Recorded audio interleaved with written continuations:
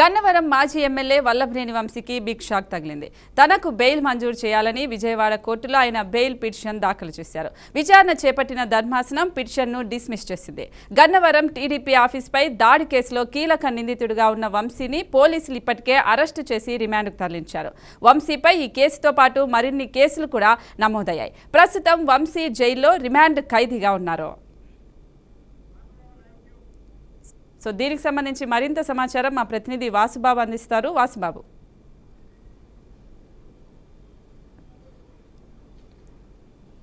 Right Swapnika, మాజీ MLA YSRCP నేత వల్లభనేని వంశీకి హైకోర్టు పెద్ద షాక్ ఇచ్చిందని చెప్పుకోవాలి. ఆయన దాఖలు చేసిన ముందస్తు బెయిల్ పిటిషన్ ఏదైతే ఉందో అది హైకోర్టు ఈరోజు కొట్టేసింది.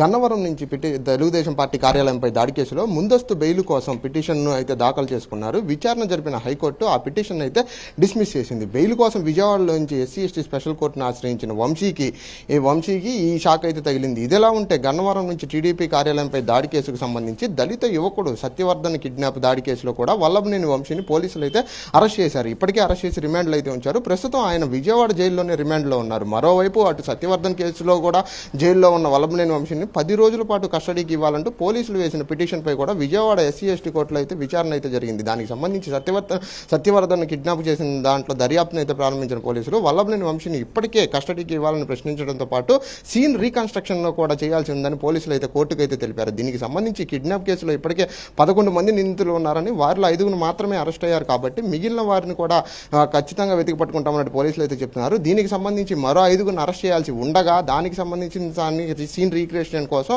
కోర్టు ముందు అయితే వంశీని అయితే హాజరుపరచడం అనేది జరిగింది. దీనికి సంబంధించి లాయర్ కోర్టులో అయితే వాదనలు వినిపించారు. అనంతరం అతను వేసుకున్న ఈ కేసుకు సంబంధించి అటు ముందస్తు బెయిల్ కోసం పిటిషన్ దాఖలు చేసుకున్న దానికి సంబంధించి రెండింటిని అయితే ఈ రోజున హైకోర్టు ధర్మాసనం అయితే కొట్టేసింది. అటు గన్నవరం టీడీపీ కార్యాలయంపై దాడి కేసులో కూడా వల్లభనేని వంశీతో పాటు మరికొందరు వైసీపీ నేతలు కూడా ఇప్పటికే ఇన్వాల్వ్ అయినట్లుగా తెలుస్తుంది. మరి వాళ్ళ మీద కూడా ఈ కేసును అయితే నమోదైంది. మొత్తం వీరిలో 36 మందికి ముందస్తు బెయిల్ ఇచ్చేందుకు హైకోర్టు నిరాకరించింది. ఇప్పటికే A71గా ఉన్నటువంటి వల్లభనేని వంశీ కూడా ఈ 36 మందితో పాటు వల్లభనేని వంశీకి కూడా బెయిల్ని అయితే ఇవ్వడానికి హైకోర్టు అయితే నిరాకరించింది. వీరందరూ విజయవాడలోని ఎస్సీ/ఎస్టీ కోర్టును ఆశ్రయించగా అక్కడ కూడా రిలీఫ్ అయితే దొరకలేదు, అటు బెయిల్ కూడా దొరకలేదని చెప్తున్నారు. తాజాగా వంశీకి కూడా ముందస్తు బెయిల్ అయితే నిరాకరించింది. ప్రస్తుతానికి ఈ కేసులో ఎవరైతే వల్లభనేని వంశీతో పాటు మిగిలిన వారు కూడా టీడీపీ కార్యాలయంపై దాడి చేశారో వాళ్ళందరికీ రిజెక్ట్ చేసినట్టే సేమ్ వల్లభనేని వంశీ కూడా బెయిల్ అయితే రిజెక్ట్ చేశారు. స్వప్నిక,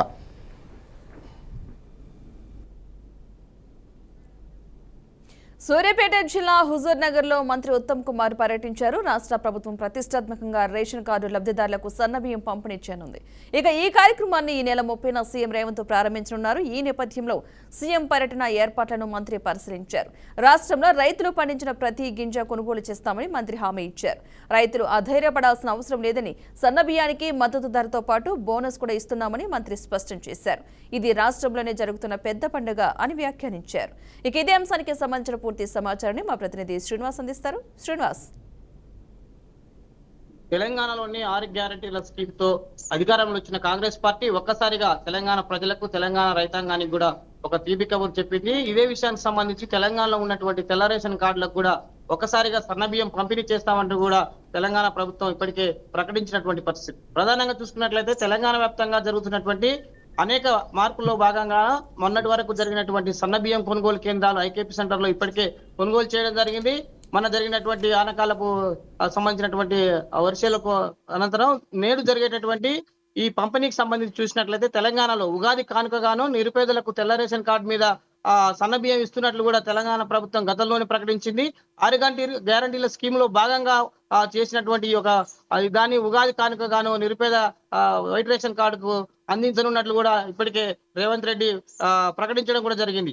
అందులో భాగంగానే తెలంగాణలో అభివృద్ధితో పాటు అనేక సంక్షేమ పథకాలు కూడా ప్రజలకు తీసుకెళ్తున్నామని చెప్పినటువంటి ప్రభుత్వం ఒక్కసారిగాను ముందేసుకు వెళ్తున్నదని చెప్పవచ్చు. ఈ ఉగాది రోజు ప్రారంభం కానున్నటువంటి సన్నబియ్యం పంపిణీ తెలంగాణలోని పూర్తి స్థాయిలో చూసుకున్నట్లయితే సూర్యాపేట జిల్లా హుజూర్ నగర్ నియోజకవర్గంలోని ఈ నెల 30న ముఖ్యమంత్రి రేవంత్ రెడ్డి ప్రారంభించినారు. పెద్ద ఎత్తున భారీ బహిరంగ సభ కూడా ఏర్పాట్లు కూడా రాష్ట్ర ఇరిగేషన్ శాఖ మంత్రితో పాటు తనటువంటి పౌర సరఫరాల శాఖ మంత్రి ఉత్తమ్ కుమార్ రెడ్డి కూడా ఈ రోజు పర్యవేక్షించారు. దీనికి సంబంధించి చూసినట్లయితే 30వ తారీఖు ఉదయం జరిగేటటువంటి సన్నబియ్యం పంపిణీ కార్యక్రమం పెద్ద ఎత్తున తెలంగాణ రాష్ట్రంలోని పెద్ద ఎత్తున కార్యక్రమాన్ని తీసుకున్నారు. ఇది సూర్యాపేట జిల్లా నుండి హుజూర్ నగర్ కాన్స్టిట్యూన్సీ లో నుంచే ప్రారంభం కానున్నట్టు కూడా తెలిసింది.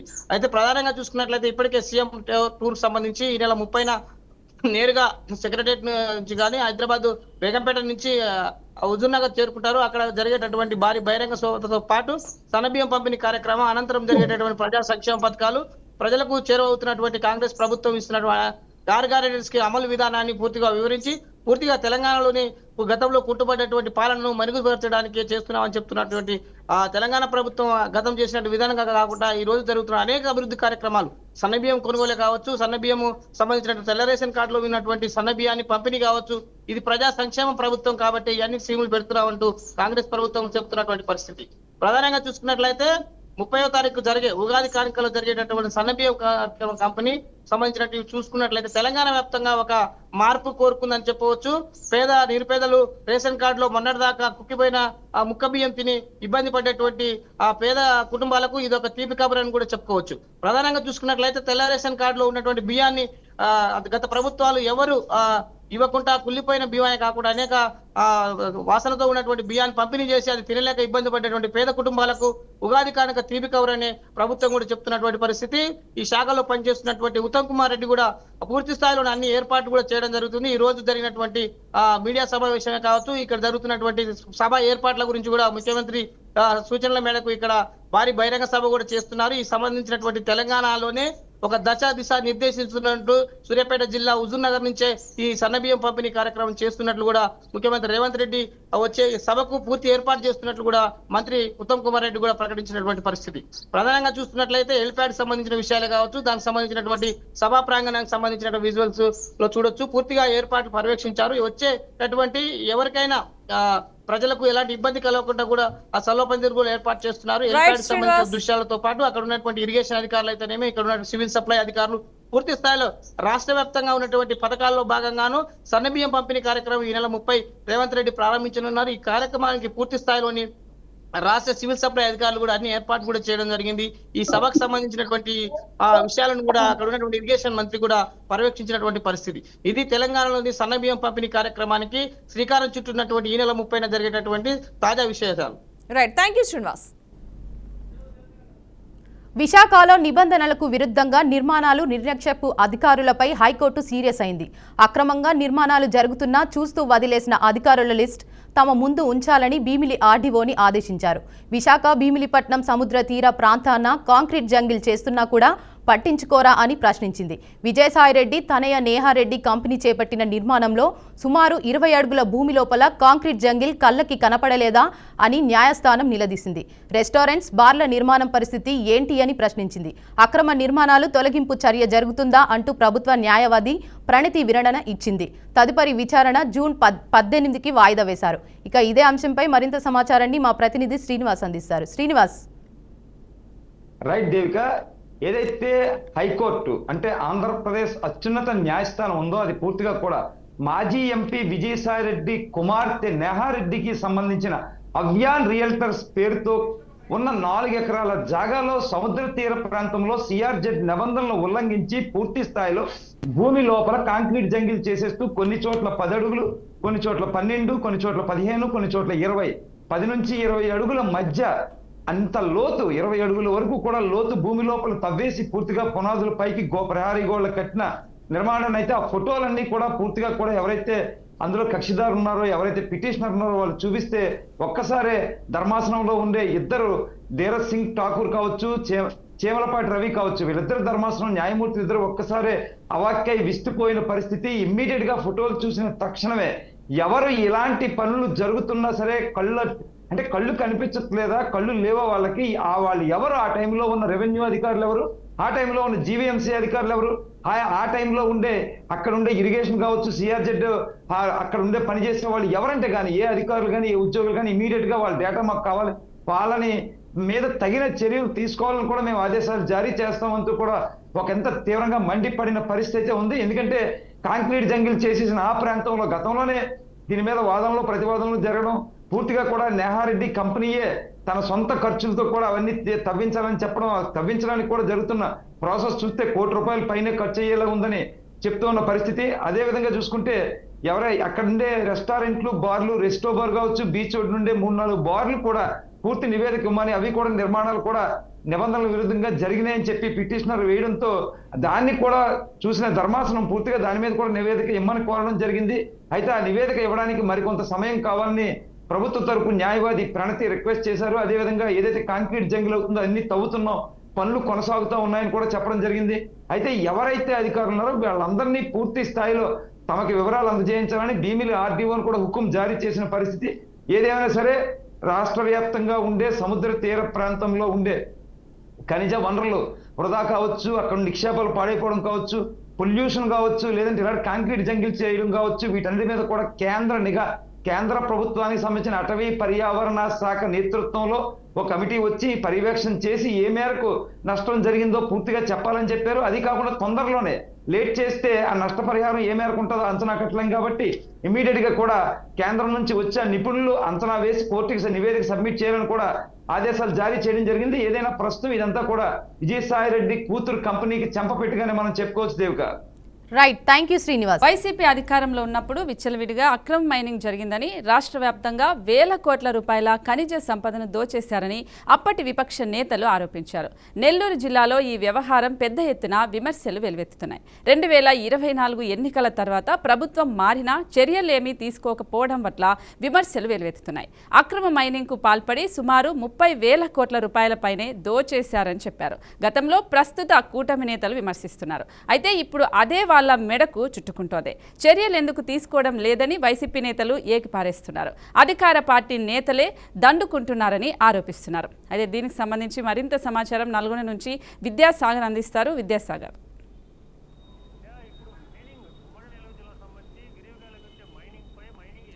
ఇప్పుడు మైనింగ్ ఉమ్మడి నెల్లూరు జిల్లా సంబంధించి విరివిగా లభించే మైనింగ్ యజమానుల పరిస్థితి ఏ విధంగా తయారైందంటే పెనం మీద నుంచి పొయ్యిలో పడ్డట్టు తయారైంది. ఎందుకంటే ఎన్నికలకు ముందు విపరీతమైన మైనింగ్లో అక్రమాలు చేశారు. అక్రమ మార్గంలో రాష్ట్ర వ్యాప్తంగా సుమారుగా వేల కోట్ల రూపాయలు దోచేశారని చెప్పి ఒక అపవాదు ఉంది. అలాగే ముఖ్యంగా ఉమ్మడి నెల్లూరు జిల్లాకు సంబంధించి అంతర్జాతీయంగా చాలా డిమాండ్ ఉన్న తెల్లరాయి క్వాడ్జీ రూపంలో సుమారుగా 10 నుంచి 15,000 కోట్ల రూపాయలు రాజకీయ అండదండలతో ఆనాటి అనేక మంది కూడా దోచేశారని చెప్పి గత ఎన్నికలకు ముందు టీడీపీ నాయకులు బహిరంగంగా విమర్శించిన పరిస్థితి. ఆ రోజు కూడా ఇటు ఎమ్మెల్యే కోటంరెడ్డి శ్రీధర్ రెడ్డి కావచ్చు, సోమిరెడ్డి చంద్రమోహన్ రెడ్డి కావచ్చు, అలాగే కురుగొండల రామకృష్ణ కావచ్చు, వీరంతా కూడా ఎమ్మెల్యేలు కూడా అప్పటికప్పుడు రోడ్ల మీదకి వెళ్ళారు. అలాగే అక్రమ మైనింగ్ జరుగుతున్న ప్రదేశాలకు వెళ్ళి లారీలను అడ్డుకున్నారు, అనేక కేసులు పెట్టించుకున్నారు. అనంతర కాలంలో వైసీపీ ప్రభుత్వం పోయిన తర్వాత కూటమి ప్రభుత్వం అధికారంలోకి వచ్చింది. అధికారంలోకి వచ్చిన తర్వాత తమ బ్రతుకులు బాగుపడతాయని చెప్పి మైనింగ్ అధికారులు కావచ్చు, మైనింగ్ వ్యాపారులు కావచ్చు, అనేక మంది కూడా చాలామంది సక్రమంగా వ్యాపారాలు చేసుకోవచ్చని చెప్పి ఆశపడ్డారు. కానీ వాళ్ళ ఆశలపై అడి ఆశలు అయిపోయి వాళ్ళ ఆశల మీద నీరు చల్లుతూ అక్రమార్కులైతే విచ్చలవిడిగా మైనింగ్ దోచేసుకున్నారు తప్ప అన్ని అనుమతులుండి లీజులుండి అన్నీ కూడా తాము ఇప్పుడు మైనింగ్ చేసుకోలేకపోతున్నారు. దీనికి అంతటి కూడా ప్రధాన కారణం ఈ మధ్యనే రీసెంట్గానే ఇటు కేంద్ర ప్రభుత్వం ఒక కొత్త నూతన కొన్ని పాలసీస్ తీసుకొచ్చింది. దాంట్లో ముఖ్యంగా కూడా కార్డ్స్ కావచ్చు, అలాగే మైకా, పల్స్పర్, బైరిటీస్, ఈ నాలుగుటిని కూడా మైనర్ మినరల్స్ నుంచి మేజర్ మినరల్స్కి మారుస్తూ వచ్చింది. సైదాపురం ఉమ్మడి నెల్లూరు జిల్లా ఒక సైదాపురం విరివిగా లభించే ఈ మినరల్స్ అంతా కూడా ఇప్పుడు మేజర్ మినరల్స్ కిందకి వెళ్ళిపోయి, మేజర్ మినరల్స్ అంటే ఇది కేంద్ర ప్రభుత్వం దృష్టిలోకి వెళ్ళిపోయి దీనికి సంబంధించి అనేక అనుమతులు కూడా తీసుకోవాలి. ఇప్పటికే రాష్ట్ర ప్రభుత్వం కూడా అనుమతులు రవాణా అనుమతులు ఇవ్వలేదు. కొందరికి మాత్రమే మొత్తం మీద 80 నుంచి 90 మైన్లు ఉంటే కేవలం 10 నుంచి 15 మైళ్ళకే అనుమతులు ఇచ్చారు. ఈ 15 మైళ్ళకు కూడా పూర్తి అనుమతులు లేవు. అక్రమార్కులు మాత్రం ఎక్కడ పడితే అక్కడ విచ్చలవిడిగా మైనింగ్ చేసేస్తున్నారు. కానీ అన్ని అనుమతులు ఉండి కనీసం నెలకి కొన్ని లక్షల రూపాయలు ఖర్చు పెట్టి అసలైన యజమానులు మాత్రం మొత్తం చేతులు కట్టేసినట్టు కాళ్ళు కట్టేసిన వాళ్ళు వ్యాపారం చేసుకోలేకున్నారు. దీనికి సంబంధించి ఇప్పటికే విజయవాడ కేంద్రంగా ఇటు ఈ మైనింగ్ అసోసియేషన్ కావచ్చు, ఏపీ గ్రానైట్ అసోసియేషన్ కావచ్చు, ఏపీ బిల్డింగ్ మెటీరియల్స్ అసోసియేషన్ కావచ్చు, అలాగే AP minerals mines and association కావచ్చు, వీళ్ళందరూ కూడా 2 తప్పాలుగా కూడా ఇటు కేంద్రం కావచ్చు, ఇటు రాష్ట్రానికి సంబంధించి నీతి ఆయోగ్ అధికారులతో కూడా మీటింగ్ జరిపారు. గత నెల 30వ తారీఖు అలాగే ఈ నెల 12వ తారీఖు కూడా మీటింగ్ జరిపారు. కానీ ఇవన్నీ కూడా ఒక కొలిక్కి రాలేదు. ఈ పాలసీ అంతా కూడా ఎక్కడ కూడా ముందుకెళ్ళడం లేదు. కానీ ఇన్ని కష్టాలు పడుతున్న అసలైన మైనింగ్ యజమానులకు తూట్లు పొడుస్తూ ఇటు ప్రభుత్వ ఆదాయాన్ని గండి కొడుతూ అక్రమార్కులు నిత్యం కొన్ని వేల టన్నులు అక్రమంగా లోడేస్తూ ఎక్కడ పడితే అక్కడ లోడేస్తూ అక్రమ మార్గంలో ఇటు చెన్నై కావచ్చు తరలించేస్తున్నారు. చెన్నై షిప్ హార్బర్కి తరలించేస్తూ కోట్ల రూపాయలు కొలగొడతామని చెప్పి విమర్శలు ఉన్నాయి. గతంలో ఏదైతే టీడీపీ నాయకులు కావచ్చు, కూటమి నేతలు కావచ్చు ఈ అక్రమాలన్నీ జరిగాయని చెప్పి చెప్తున్న వాళ్ళంతా కూడా ఇప్పుడు అధికారంలోకి ఉన్నారు. అలాగే ఇటు మొత్తం కూడా కూటమి ప్రభుత్వం మొత్తం పూర్తి స్థాయిలో బలం ఉంది. అయినా కూడా ఎక్కడ కూడా వీళ్ళ మీద ఎందుకు చర్యలు తీసుకోవట్లేదు? ఏదైనా చర్యలు తీసుకుంటే తూతు మంత్రంగా చర్యలు తీసుకున్నారు తప్ప పూర్తి స్థాయిలో ఉక్కుపాదం మోపడం లేదు. ప్రభుత్వానికి చెందిన అలాగే ప్రజలకు చెందిన కోట్ల రూపాయల సంపద నిత్యం కొల్లగొడుతూనే ఉన్నారు. ఒకవైపు సిలికాయ తరలిపోతుంది, ఒకవైపు కాజు తరలిపోతుంది, మరోవైపు ఇసుక కూడా తరలిపోతుంది. ఈ విధంగా కేవలం అధికారంలోకి వచ్చిన తర్వాత ప్రజా ప్రయోజనాలు గాలికి మరిచిన ఇటు రాజకీయ నాయకులు కేవలం స్వలాభం కోసమే ఈ అన్ని చేస్తున్నారని చెప్పి వెనక రాజకీయ అండదండలతోనే కొందరు ఈ అక్రమ మైనింగ్ చేస్తున్నారని చెప్పి తీవ్ర విమర్శలు అయితే ఎదుర్కొన్న పరిస్థితి ఉంది. Swapnika. Right Vidyasagar, thank you. 2027 June నాటికి పోలవరం ప్రాజెక్టును పూర్తి చేస్తామని రాష్ట్ర ముఖ్యమంత్రి చంద్రబాబు నాయుడు స్పష్టం చేశారు. పోలవరంలో పర్యటించిన ఆయన అధికారులతో సమీక్ష నిర్వహించారు. వచ్చే గోదావరి పుష్కరాల కంటే ముందే పోలవరం ప్రాజెక్టును పూర్తి చేసి జాతికి అంకితిస్తామని హామీ ఇచ్చారు. 2026 జూన్ నెల నాటికి ఎడమ కాలును పూర్తి చేస్తామని చెప్పారు. ఇతర చిన్న పనులను సైతం 2026 డిసెంబర్కు పూర్తి చేస్తామని పేర్కొన్నారు. పోలవరం నిర్వాసితులు అందరికీ న్యాయం చేస్తామన్నారు. నిర్వాసితుల్లో ఒక్కొక్కరికి కూడా అన్యాయం జరగకుండా ఉండడానికే ప్రయత్నం చేస్తున్నట్టు చెప్పుకొచ్చారు. వైఎస్ జగన్ ప్రభుత్వం చారిత్రక తప్పిదం జరిగిందని, అది క్షమించరానిదని చంద్రబాబు వ్యాఖ్యానించారు. ఇదే అంశానికి సంబంధించిన పూర్తి సమాచారాన్ని మా ప్రతినిధి సాంబశివరావు అందిస్తారు. సాంబశివరావు. పద్మ, మొత్తంగా చూసుకోవచ్చు, సీఎం చంద్రబాబు ఈ రోజు పోలవరాన్ని సందర్శించారు.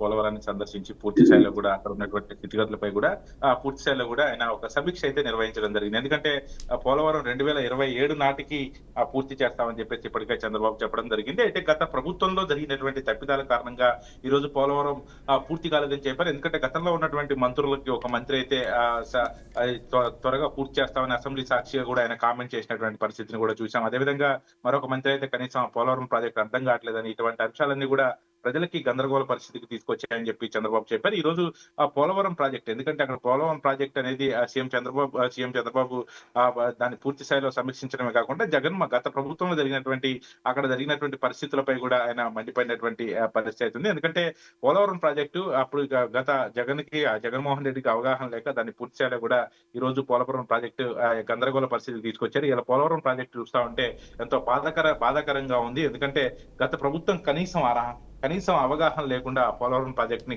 గాలి కుదిరేసినటువంటి పరిస్థితి ఉంది. ఎందుకంటే పోలవరం ప్రాజెక్ట్ అనేది అది ప్రజల కళ. పోలవరం ప్రాజెక్టు పూర్తి అయితే ఎంతో మంది ప్రజల గొంతులు నిండుతాయి. అదేవిధంగా ఎంతో మంది రైతులు ఈ రోజు సుభిక్షంగా ఉంటారు. అటువంటి పోలవరం ప్రాజెక్టు గత కొంతకాలంగా కూడా వస్తున్నటువంటి పోలవరం ప్రాజెక్ట్ ని ఈ రోజు ఈ రకంగా తయారు చేయడం మాత్రం చాలా బాధాకరం అని చెప్పారు. అదేవిధంగా పోలవరాన్ని ఇక నుంచి, ఎందుకంటే సోమవారాన్ని పోలవరంగా మారుస్తామని చెప్పారు. ప్రతి సోమవారం కూడా ఈ పోలవరంపై రివ్యూ ఉంటుంది. ఇప్పటికే కొన్ని వందల సార్లు కూడా రివ్యూ చేసినట్టుగా చంద్రబాబు చెప్పారు. ఎప్పుడైతే వచ్చిన దగ్గర నుంచి కూడా ఈ పోలవరం ప్రాజెక్ట్ పై రివ్యూ చేస్తానే ఉన్నాం. రివ్యూ చేయడమే కాకుండా పోలవరం ప్రాజెక్ట్ నిర్మాణానికి సంబంధించినటువంటి పూర్తి స్థాయిలో కూడా సమీక్ష చేస్తా ఉన్నాం. గతంలో ఆ వాల్ పోతే కనీసం ఆ వాల్ కొట్టుకుపోయినా కూడా వాళ్ళు కనీసం పట్టించుకునే పరిస్థితి. కొత్త వాళ్ళని కూడా ఈ రోజు నిర్మాణం చేస్తా ఉన్నాం. అదేవిధంగా పూర్తిగా అక్కడ పోలవరం ప్రాజెక్టుకి సంబంధించినటువంటి అక్కడ ఎప్పుడైతే మనం ప్రజలకు హామీ ఇచ్చారు, గత ప్రభుత్వం లాగా కాకుండా ఈసారి గత ప్రభుత్వం హామీ ఇచ్చి దాన్ని నిలబెట్టుకోలేకపోయింది. కాబట్టి ఈసారి ఖచ్చితంగా 2020 నాటికి పోలవరం ప్రాజెక్టు నిర్మాణం పూర్తి చేసి ప్రజల ముందుకు తీసుకొస్తామని చెప్పేసి కూడా చంద్రబాబు చెప్పడం జరిగింది.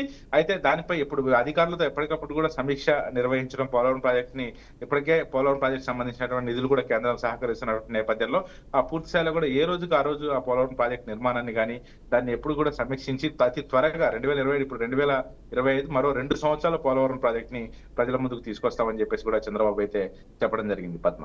Right, thank you Sambasivarao. Telangana అసెంబ్లీలో వాడివేడిగా చర్చలు సాగుతున్నాయి.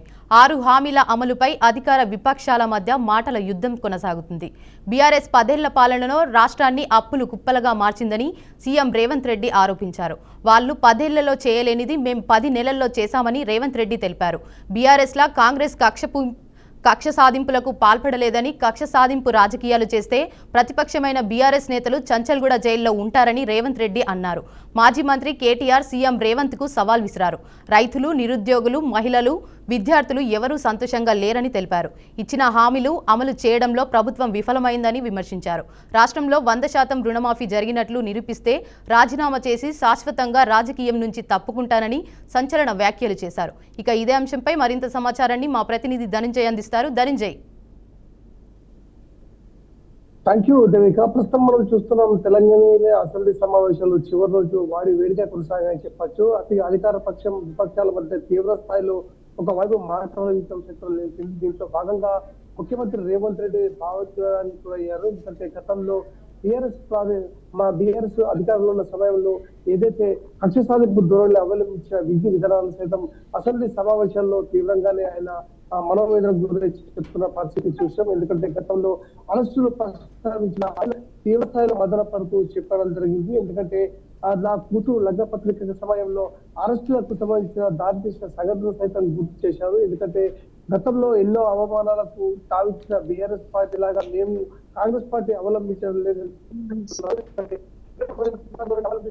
పూర్తి స్థాయిలో రాబోయే రోజుల్లో ఒక్కరు కూడా బీఆర్ఎస్ పార్టీకి సంబంధించిన నాయకులు మిగిలే పరిస్థితి ఉండరని చెప్పేసి ఒకవైపు పరోక్షంగా హెచ్చరించిన పరిస్థితి మనం చూసాం. ఈ రకంగా అసెంబ్లీ సమావేశాల్లో భావోద్వేగానికి గురైన ఏదైతే సీఎం రేవంత్ రెడ్డి ఒక్కసారిగా తనలో ఉన్న మనసులో మాటలు చెప్పడం జరిగింది. ఎందుకంటే సొంత పార్టీ ఆఫీస్ లో నన్ను ఎలా చేశారని చెప్పేసి చెప్తున్న పరిస్థితి చూస్తాం. ఎందుకంటే అనేక ఇబ్బందులు పడ్డ పరిస్థితుల్లో గతంలో బీఆర్ఎస్ పార్టీ అధికారంలో ఉన్న సమయంలో ఎంతో కక్ష సాధింపు ధోరణికి అవలంబించి ఎన్నో కక్షలకు కూడుకున్న పరిస్థితి చూసాం. ఈ రకంగా అసెంబ్లీ సమావేశాల వేదికగా ముఖ్యమంత్రి చేసిన వ్యాఖ్యలు ఒక్కసారిగా అటు కాంగ్రెస్ పార్టీలో గుర్తించిందని చెప్పొచ్చు. ఎందుకంటే గతంలో జరిగిన సంఘటనలు పూర్తి స్థాయిలో అసెంబ్లీ వేదికగా ఈ రోజు ముఖ్యమంత్రి చెప్పి అటు బీఆర్ఎస్ కు సంబంధించిన కేటీఆర్ కు సంబంధించిన వారిని నోరు మూసే పరిస్థితులు చేశారని చెప్పొచ్చు. ఎందుకంటే ఇంటిపై డ్రోన్లు పెట్టి చిత్రీకరించిన సంఘటన మనం గుర్తు చేశారు. ఎందుకంటే అధికారం ఉంది కదా అని చెప్పేసి ఇష్టార్థంగా వ్యవహరించిన బీఆర్ఎస్ పార్టీ నాయకులకు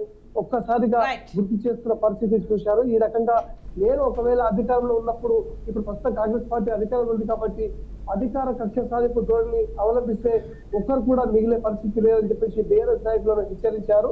ప్రస్తుతం మానుకోవాలి. ఎందుకంటే 6 గ్యారెంటీల అమల్లో భాగంగానే ఈ రోజు రాష్ట్ర ప్రభుత్వం కాంగ్రెస్ పార్టీ పూర్తి స్థాయిలో నిబద్ధతతో పనిచేస్తుంది కాబట్టి ముఖ్యమంత్రి స్థాయిలో ఉన్న నన్ను ఈ రకంగా మీరు బాధ పెట్టడం సరైనది కాదని చెప్పేసి పరోక్షంగా అటు ప్రతిపక్ష నాయకులకు హెచ్చరించారు. ఎందుకంటే 6 గ్యారెంటీలతో పాటు కాంగ్రెస్ పార్టీ అవలంబిస్తున్న విధానాలే ఈ రోజు దిక్సూచిగా నిలుస్తున్న పరిస్థితి చూసాం. ఎందుకంటే అధికార పార్టీకి సంబంధించిన వారిని ఇరకటంలో పెట్టే దిశగానే ఈరోజు బీఆర్ఎస్ కు సంబంధించిన నాయకులు కేవలం సభలో ఆటంకాలు సృష్టిస్తూ ఈరోజు ఇష్టానుసారంగా వివరిస్తున్నారని చెప్పేసి తీవ్ర స్థాయిలో ముఖ్యమంత్రి రేవంత్ రెడ్డి మండిపడ్డారు.